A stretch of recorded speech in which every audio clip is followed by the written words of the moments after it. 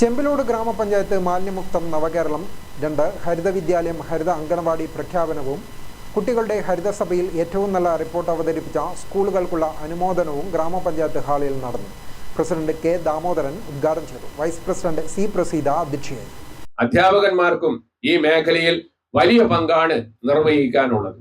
നിർവഹിക്കാൻ ബഹുമാനപ്പെട്ട അധ്യാപകന്മാർ എന്നുള്ള നിലക്ക് അവരുടെ ഭാഗത്തുനിന്നും ഒരു മുൻകൈ ഉണ്ടാവേണ്ടതായിട്ടുണ്ട്.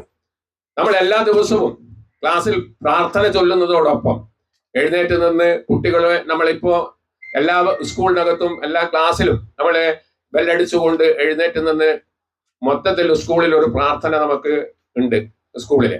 അപ്പൊ ആ പ്രാർത്ഥനയുടെ ഭാഗമായി പറയുമ്പോൾ തന്നെ ക്ലാസ് ടീച്ചർ സ്കൂളിന്റെ ഓരോ ക്ലാസ്സുകളിലേക്ക് എത്തിക്കഴിഞ്ഞാലും കുട്ടികൾക്ക് ഇതൊരു ശുചിത്വ സന്ദേശമായിട്ട് അവരോട് ഓരോ ദിവസത്തെയും പ്രവർത്തനങ്ങൾ സംബന്ധിച്ച് ഒരു ചെറിയ ഒരു 2 മിനിറ്റ് അല്ലെങ്കിൽ 1 മിനിറ്റ് എടുത്തുകൊണ്ട് കുട്ടികളോട് അത് പറയാൻ കഴിയണം.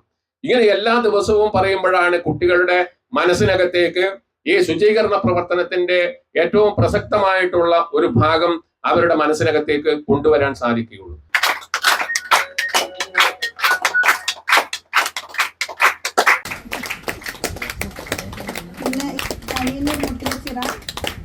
ഓക്കെ,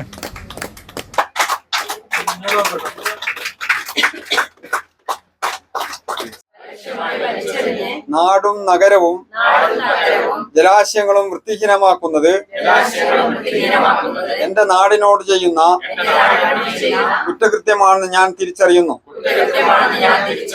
സംസ്കാരശൂന്യവും നിയമവിരുദ്ധവുമായ അത്തരം പ്രവൃത്തികളിൽ ഞാൻ ഒരിക്കലും ഏർപ്പെടുകയില്ല.